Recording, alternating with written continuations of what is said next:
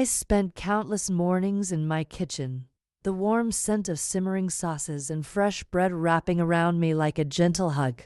That small space, filled with faded family photographs and well-worn copper pots, was my sanctuary. It held the voices of my grandmother and mother, echoes of laughter and wisdom passed down through generations in the quiet rhythm of stirring spoons and sizzling pans. Those aromas were never just food, they were the very essence of my family, delicate yet enduring. Every seasoning, every careful fold of dough, every simmering pot was a thread weaving me to a lineage of women who shaped their lives through these meals. Outside my window, the neighborhood pulsed softly. Children played on cracked sidewalks, neighbors exchanged greetings, and the distant hum of life mingled with the rustling of leaves. But directly across the street, the world was different. Rachel and Tom's bistro gleamed like a beacon of modernity, glass, steel, and bright lights filled with the noise of clinking glasses and ambition. Their laughter spilled across the street like sharp notes clashing against the quiet hum of my existence. For years, Rachel's sarcastic chuckles had been distant thunder, something I tried to ignore, clinging to my world. Now, it was thunder too near and too harsh to dismiss.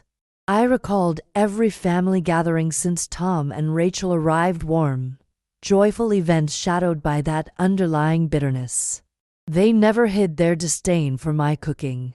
The passion I nurtured, born from childhood memories and years of care, was dismissed as old-fashioned, a relic refusing to bow to the relentless march of trends.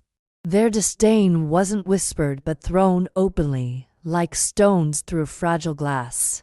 Rachel once said in front of a crowd, with a cruel smile, that my recipes were better for remembering a past no one wants to return to. One hot afternoon, the neighborhood gathered for the annual summer block party. I treasured this tradition, a blend of aromas and voices, a reminder of belonging. Children's laughter mixed with the smell of grilled meats, fresh herbs, and warm bread. I had spent days preparing my signature dishes: braised short ribs rich with rosemary and garlic, buttery potatoes kissed with thyme, and honey-glazed carrots softened just right, each plate a tribute to my heritage. My heart fluttered with nervous hope, yearning to share the comfort of home and roots with my neighbors. But then, like a cold wind breaking the calm, Rachel arrived. She carried herself with calculated grace, flawless and sharp-eyed. Her gaze swept over my dishes with thinly veiled contempt, as if I had placed relics on a gallery shelf for mockery. She lifted a fork, barely tasting, and addressed the crowd with cruel clarity. "Clara's cooking," she announced, voice loud and scornful, "is like a faded photograph, nice for memories but hopeless today. Why cling to the past when the future tastes so much better?" The gathering fell into stunned silence. Time slowed, breath caught, hands froze mid-motion, as if the air had thickened. The laughter that followed cut deeper than any wound. It wasn't just an attack on my food, it was the dismissal of my lifelong devotion, the belittling of my family's story, and the erasure of my dignity. I felt a burning heat rise inside me, tightening my chest, making my skin flush and clammy. I searched the crowd for a friendly face, someone to stand with me, but saw only hesitation. No one spoke up. The moment passed like a cruel breeze, and Rachel and Tom slipped back into their glittering bistro, triumphant. That evening, I retreated to my kitchen, the ache settling deep within me. Alone with the scents of thyme and garlic, the silence was suffocating. Tears threatened, but I blinked them away. This house was my home, these recipes my legacy, woven through generations. I was a mother holding stories not just in blood, but in simmering pots and stirring spoons. I refused to let their voices define me. That day changed everything. The laughter that once seemed distant now rang like a challenge, one I could not ignore. The sting of betrayal was sharp, but beneath it, a spark ignited. I saw clearly that my worth was not measured by their shallow scorn. I had a heritage to protect and a passion no one could steal. In the quiet hours that night, surrounded by memories and the echo of a life once mocked, I made a silent vow. I would no longer be defined by their ridicule or trapped by their dismissiveness. I would not fight with loud words, but with quiet strength and true mastery. The simmering silence of that kitchen held a promise beneath its stillness. A storm was growing, not of fury, but calm determination. They might have their flash and trend, but I had deeper roots sunk in love, sweat, and generations of wisdom. As I stood there, steady and clear, I tasted the first notes of my revenge, the quiet power of resilience and mastery. The night stretched long and heavy, the quiet of the house pressing in around me like a weight. I lay awake, the memory of Rachel's mocking words swirling relentlessly in my mind. Their scorn had cut deeper than any blade, public, harsh, a betrayal laced in the laughter of neighbors I respected. But beneath the sting of that day, something else flickered, a quiet ember of resolve, fragile but real, growing steadily beneath my skin. I found myself returning again and again to that sacred place of comfort and strength, my kitchen. It was there, amid the familiar wooden cupboards and the faded, handwritten recipe cards, that I sensed the presence of my grandmother most keenly. I could almost see her in the flickering candlelight, hear the scrape of her rolling pin, and the steady cadence of her voice sharing stories from decades past. Those recipes, carved into the margin of worn pages, were more than food. They were the voices of my heritage, a lineage of survival, love, and relentless endurance. Her strength lay not in grand battles, but in small, persistent acts, the way she would rise early while the world was still wrapped in darkness, preparing meals that brought family together through hardship and joy alike. I recalled her patient hands smoothing dough, her voice steady as she taught me that food was a language of love and identity, one that bore the weight of generations. That night, as I traced the faded ink of her recipes, the weight of the lane's ridicule became clearer. It wasn't just about food. It was about the erasure of a legacy, the dismissal of stories told around a table, the loss of identity through shallow mockery. Rachel and Tom's laughter was an assault not only on me but on the very history that sustained us. In the days that followed, I embraced my kitchen as a refuge and a battleground. Each night after the quiet hum of the house blanketed us, I pored over the collection of old recipe books, their pages soft and brittle under my fingertips, their words whispered promises. I began cooking not merely for nourishment, but for reclamation. I revisited every dish with reverence, remembering the flavors as much as the hands that prepared them before me. I looked for ways to honor the past while infusing the recipes with touches that reflected my own voice. It was a delicate balance between preservation and renewal. The street outside remained unchanged in its rhythm, but across from me, Rachel and Tom's bistro gleamed brighter than ever. It was a place built on flash and trend glass walls, loud music, and ever-changing menus designed to dazzle.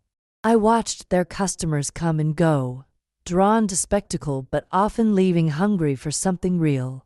Whereas their business was a bright, fragile flame, I felt that what I was rekindling was a slow-burning hearth, the kind of fire that warmed through cold nights and long winters. I promised myself I would not meet their cruelty with noise or anger. I would respond with quiet strength, with patience, and with an unwavering dedication to my craft. It was a vow made in the sanctity of my kitchen's simmering silence. Still, doubt was a persistent visitor in the quiet hours. I thought often of my children, the ways they watched me, the questions I could not fully answer. How to pass on the courage to withstand humiliation. How to teach them that resilience comes in many forms, and sometimes the strongest voices are those that do not shout. It was my husband's memory that grounded me, the man who had stood by my side, who believed in my spirit even when others did not. After his passing, I had managed our small family business alone. That struggle had forged me in ways that my critics could never see. It had taught me that true strength was steady and often unseen. In the afternoons, I studied from afar. I observed Rachel and Tom's patrons, young, rushing, seeking the newest thing. I saw how quickly trends came and went, and how easily their bistro's charm could fracture like glass. My heart no longer ached with bitterness. Instead, a clear resolve took shape. I would build something lasting. I would silently show that substance and authenticity held power beyond appearance. With this determination, I reached out to a trusted friend and ally who knew the culinary business and shared my passion. Through her, I found guidance for a plan that felt both daring and natural: to open my own restaurant, a place that honored my family's recipes and spoke to the community's soul rather than fleeting trends. We pored over plans late into the nights, discussing everything from suppliers to licenses, budgets to marketing. The work was daunting but filled me with a quiet excitement I hadn't felt in years. This was no mere project. It was a lifeline, a way to stake a claim on my dignity and my family's history. One evening, as I sat at the kitchen table, clutching my grandmother's recipe book like a sacred text, a wave of emotion washed over me. There was fear, yes, but more than that, a fierce hope. The world had left me out once. I would not disappear again. I was ready to pour myself into this plan with the patience and love of those who came before me. I knew this path would be slow, filled with hard work and uncertainty, but it would be guided by sincerity and deep-rooted strengths I could not borrow or fake. The silence of my kitchen was no longer suffocating. It was alive with possibility. I was not just a woman wounded by mockery. I was a mother protecting a legacy, a chef cultivating a future. The journey ahead would demand my full strength, but I was ready. I tasted for the first time the sweetness of a quiet, steadfast revenge, the kind that comes not from fury or shouting, but from calm, unshakable mastery. In the weeks that followed, I immersed myself completely in the world I was determined to create. Each day was a careful weaving of past and present, delving deep into my grandmother's recipes, infusing them with subtle personal touches, and meticulously planning how to bring this heritage to life within a new restaurant. The kitchen was no longer just a room in my house.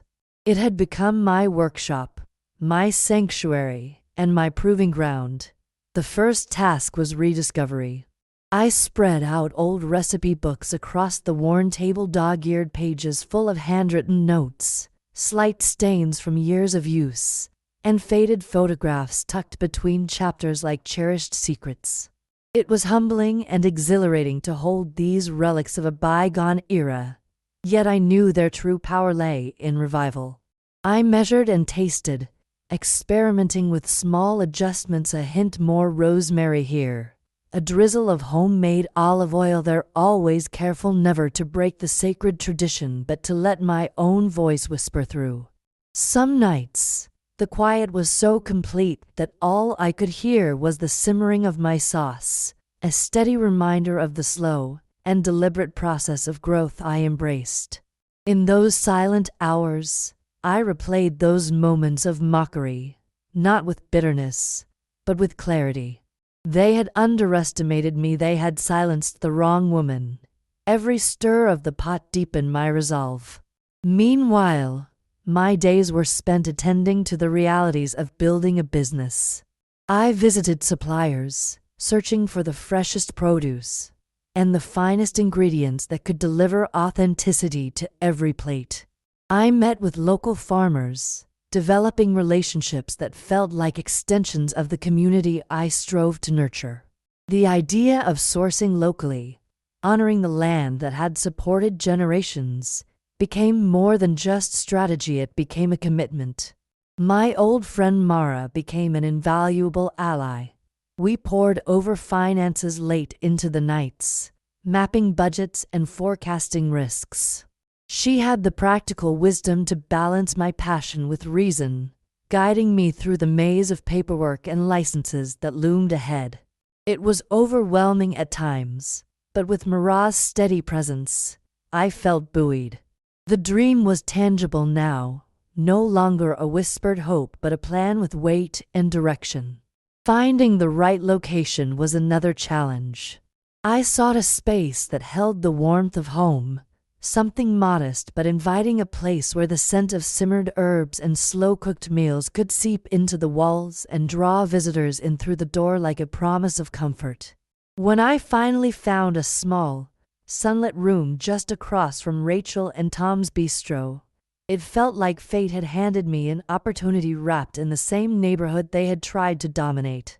It was quiet, unassuming, but full of possibility.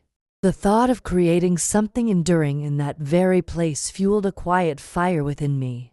Decorating the space became an act of storytelling. I filled the walls with sepia-toned photos from my family albums, the faded faces of ancestors smiling gently from worn edges alongside vintage kitchen tools and hand-woven baskets. The ambience spoke of history and warmth, a quiet contrast to the stark modernity across the street. I wanted everyone who came in to feel the embrace of home from the moment they passed the threshold. But alongside excitement, there was vulnerability. Opening a new restaurant brought a whirlwind of worries. Would the neighborhood accept a place so deeply rooted in tradition? Could I balance the books without sacrificing the soul of what I intended to share? The more I gave myself to the preparations, the clearer it became that success meant more than just dollars and customers. It meant reclaiming my voice, my dignity, and showing my children the strength that comes from quiet perseverance. Throughout it all, my cooking sharpened. I supervised every detail, from the crispness of the roasted vegetables to the tenderness in the slow-braised meats. Guests needed to taste and feel the history and care in every bite, to understand that my dishes were not merely meals but a bridge across time, a legacy preserved on plates. I practiced stories to share with my patrons, tales of family gatherings, of the tender lessons passed through generations, allowing my food to carry not just flavor but meaning. Word began to spread through whispers and recommendations. Friends, neighbors, and acquaintances who had tasted my cooking at gatherings became my first supporters, eager to experience the restaurant I was building. Their encouragement was a balm on the days I doubted. It was proof that the passion I poured into every creation resonated with others, that there was hunger not just for novelty, but for authenticity and comfort. And so, the transformation took shape, not only of a physical space but of my own sense of self. The hurt of public ridicule, once a heavy shroud, had been replaced by pride in what I was crafting. The intention was not merely to compete with Rachel and Tom, but to transcend them, to offer a haven where history was honored, and where people could gather again as my family once did, around a slowly simmered meal, and the laughter that followed. As the opening day approached, my heart thrummed with a nervous excitement. I rehearsed the welcoming smiles, the way I would explain the menu, the stories I wished to tell through each dish. But there was no room for bitterness, no space for past grievances to cloud the warmth I intended to share with every guest. I understood now that this journey was about more than revenge. It was about reclamation. The reclaiming of a legacy, of a family's identity, of a mother's love laid bare through years of toil. Every ingredient, every measured step, was a piece of that story, whispered in the kitchen, served on the plate. The night before we opened, I walked through the nearly finished space one last time. The faint scent of herbs mingled with the freshly polished wood floors. Soft lights cast shadows on the photographs of my ancestors, their eyes seeming to encourage me forward. I felt a quiet power coursing through me, not loud or brash, but steady, enduring. In that moment, I knew I wasn't just opening a restaurant. I was opening a door back to myself and to all the women who came before me. The insult that had once felt like an unbearable wound had become the crucible forging me into something stronger, a woman who could take her quiet strength and turn it into mastery. The taste of revenge was no longer bitter. It was rich, layered, and full of promise. And I was finally ready to serve it. The morning of the opening dawned softly, the sky painted in gentle pastels that seemed to echo the quiet anticipation settling in my chest. Grandma's kitchen was ready, not just the space, but something deeper, a manifestation of years of longing, resilience, and whispered determination. The kitchen was alive with familiar sounds, the steady chop of vegetables, the gentle simmer of sauces, the rhythmic kneading of dough with practiced hands. I moved through these motions with focused calm, each action carrying the weight and warmth of generations before me. The scent of fresh herbs mingled with roasted garlic and spices, weaving a tapestry of comfort that settled over every corner of the restaurant. The menu, rooted in my grandmother's recipes, but gently imbued with my own delicate touches, felt like a promise to those who would soon enter. Braised short ribs cooked low and slow, thick with the richness of red wine and rosemary. The rustic focaccia, fragrant with tomatoes and sea salt, fresh from the oven with a perfect golden crust. And the garden salad, crisp and vibrant with a simple lemon olive oil dressing, a nod to the land that had fed my family for so many years. Slowly, the first guests arrived.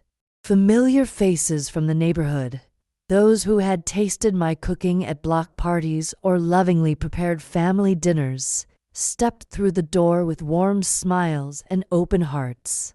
They settled into the wooden chairs, their eyes lighting with recognition as the photographs of my ancestors seemed to whisper stories from the walls. Each seat felt like a place at the family table, a link in the chain of shared history and rediscovered belonging.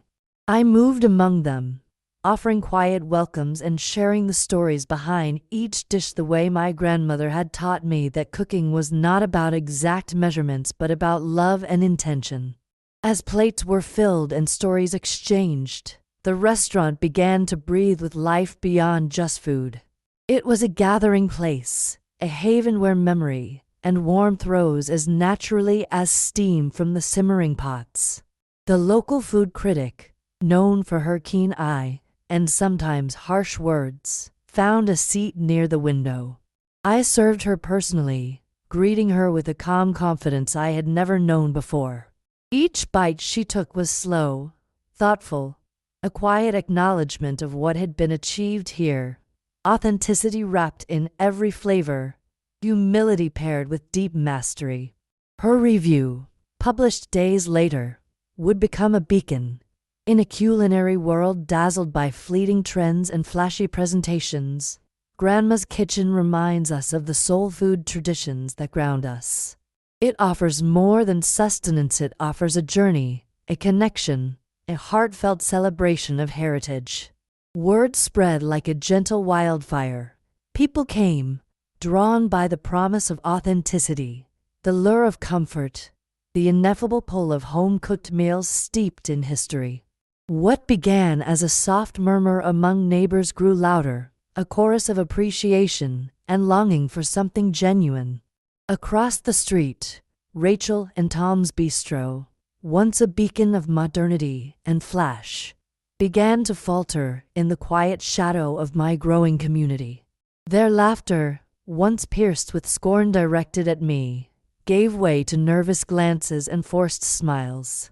I saw Rachel one afternoon outside, her arms crossed, face pinched with frustration and envy.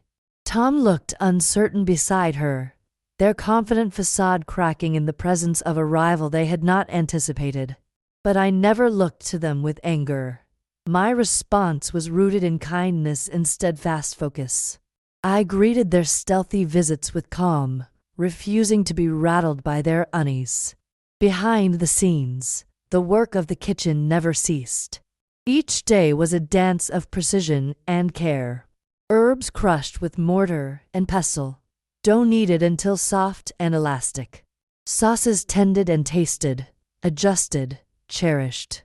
The smallest detail mattered because every plate was a testament to the stories I carried.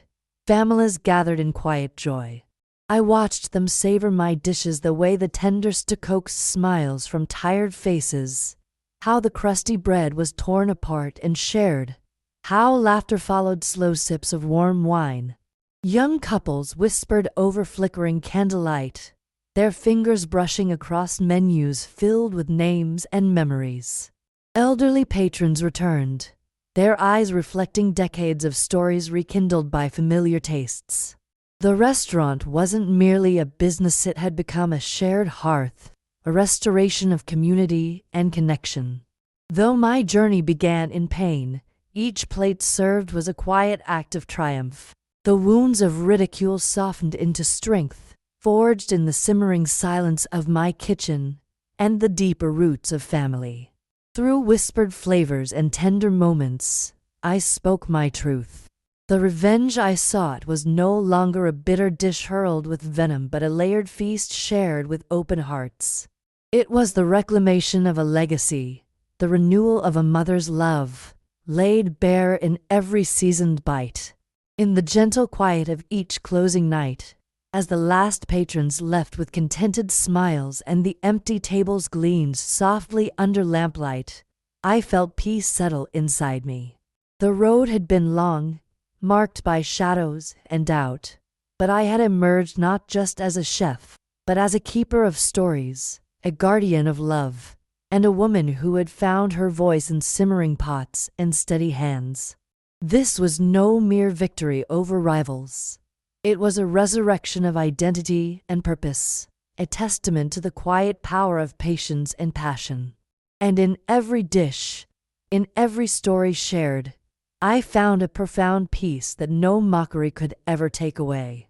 Time slipped forward quietly yet persistently, carrying the currents of change that reshaped the neighborhood one subtle wave at a time. Rachel and Tom, once so firm and assured in their culinary dominance, began to feel the tremors beneath their polished facade. Their restaurant lost the buzz it once held, the clink of glasses dulled. The seats were no longer filled, the music softened to an anxious murmur. Tables once vibrant with chatter now sat half empty, the echo of laughter replaced by uneasy silences. I watched these changes unfold with neither triumph nor malice, but with a calm born from years of witnessing resilience bloom quietly in the most unexpected places. Their dismissive insults, sharp and cutting as they were, dulled into distant echoes against the steady warmth building across the street within the walls of Grandma's kitchen. The confidence they wore so easily had cooled into something brittle and uncertain, shadowed by the growing embrace of the community in that humble space. One brisk afternoon, news reached me that a prominent food critic planned to visit my restaurant. There was no surprise in this, it was a natural progression, a marker of what had been quietly achieved. Yet, I approached the day with the same steady hands and focused heart that had carried me through every step. Recipes were sprinkled with care, dishes prepared with mindful reverence, each plate a messenger of the stories I bore and the passion I nurtured. The critic's presence was not a source of pressure, but rather a dialogue carried out through flavors and textures. Every bite she took was deliberate and thoughtful, unfolding into a deep appreciation that gave weight to my silent labor. When her review was published, it painted Grandma's kitchen as a bastion of authenticity, in a trend-chasing world, a place where tradition and love were the true stars on the plate. She contrasted my humble sanctuary with the flashy, superficial allure of Rachel and Tom's establishment, a comparison that resonated deeply with readers far beyond our immediate neighborhood. The article spread, stirring a ripple that turned into a swelling tide. Familiar faces flooded my doors, neighbors who tasted nostalgia, newcomers drawn by stories of genuine comfort and connection. The dining room filled with light conversations, soft laughter, and the convivial spirit of shared meals. My restaurant blossomed, not as a mere competitor, but as a heartfelt gathering place where stories and tastes were intertwined. Across the street, I saw the palpable shift in Rachel and Tom. Their usual confident strides slowed. The laughter that once carried arrogance was now edged with frustration.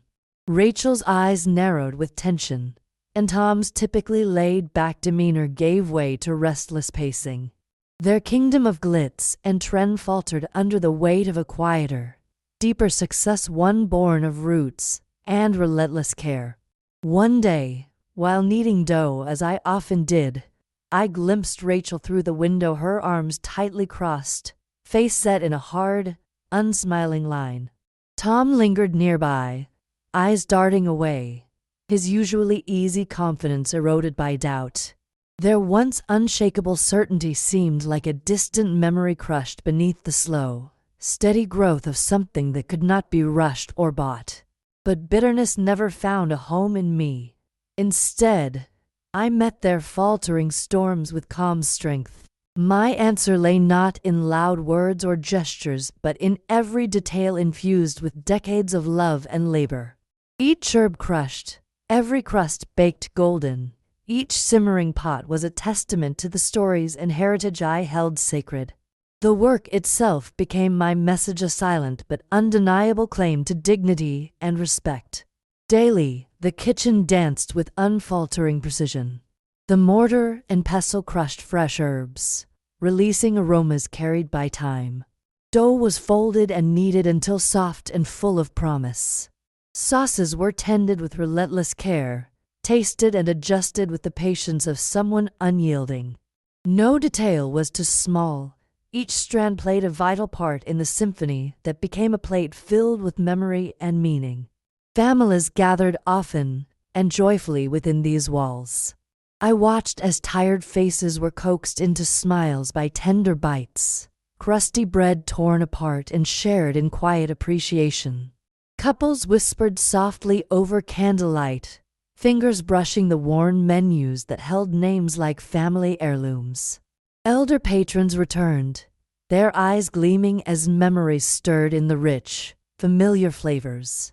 Grandma's kitchen had become more than a restaurant. It was a sacred hearth, rekindling bonds frayed by time and neglect.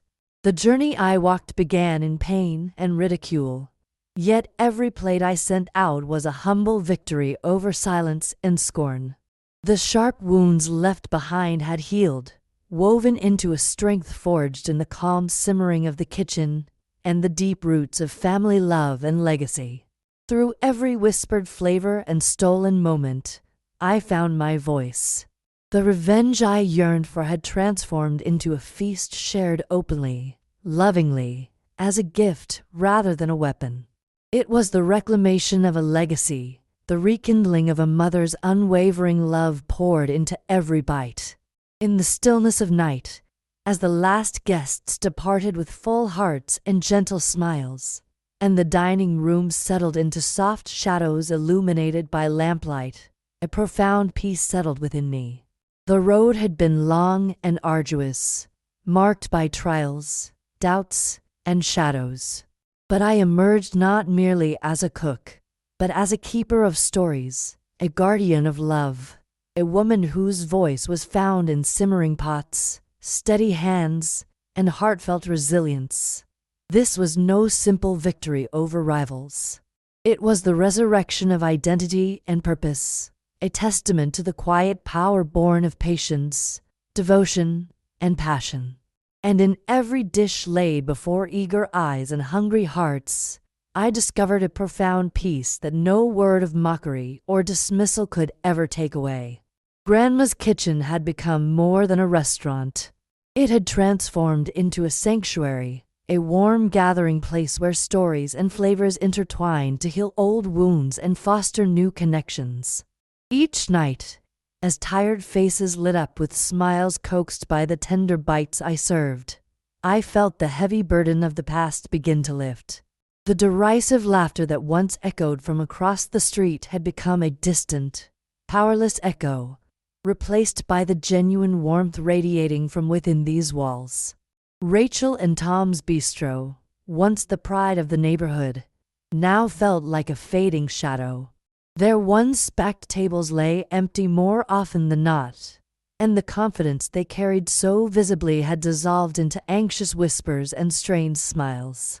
Their dismissive jibes, once aimed squarely at me and my family legacy, now seemed hollow and futile, overtaken by a community's yearning for authenticity and heartfelt connection.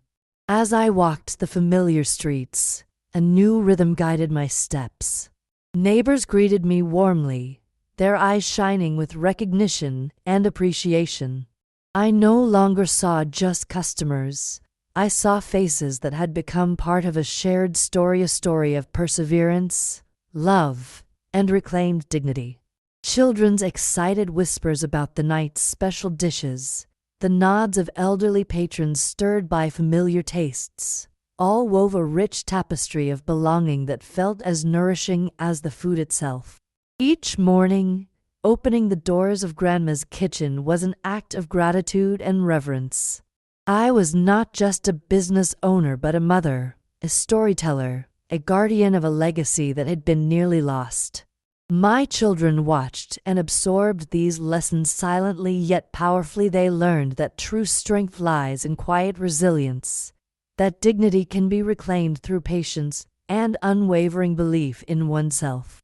There were countless moments that filled my heart with unspoken joy. The tearful eyes of an elderly woman tasting a dish her own mother had once prepared, the hushed conversations of young couples sharing a meal that transported them to distant memories, the laughter of families reunited around a single table. These were victories far beyond what any sharp word could achieve. Each encounter was a thread sewn into the fabric of the legacy I was weaving. The kitchen remained my sanctuary. The rhythmic chopping of vegetables, the soothing simmer of sauces, the kneading of dough all became a sacred dance connecting me to generations past. Each aroma carried whispers of strength and love, reminders that I was never truly alone in this journey. From my window, I often glimpsed the wilting glow of Rachel and Tom's Bistro, a poignant symbol of a fading era. Their struggle was quiet but visible, a testament not to failure, but to the inevitable truth that genuine warmth and authenticity cannot be outshone by flash and pretense. My victories, though softer than I had once imagined, were no less profound. I had reclaimed more than a place on the culinary map. I had reclaimed my identity, my dignity, and my right to tell my family's story through food. I rewrote my narrative not with anger, but with love, patience, and an unshakable truth that simmered beneath every dish. As twilight settled over the neighborhood, bathing the streets in a golden glow, I stood in my kitchen surrounded by the comforting aromas that had carried me through dark days. The past no longer held me hostage. It nurtured me, fueling a quiet strength that resided deep within. I whispered to myself, feeling the fullness of my journey. In the simmering silence, I found my strength. With that strength embraced, I stepped fully into the life I had created, a life rich with love, purpose, and the quiet justice born of steadfast truth. This was a home forged from hardship and honor, a legacy alive and thriving, and a mother's love served tender and true.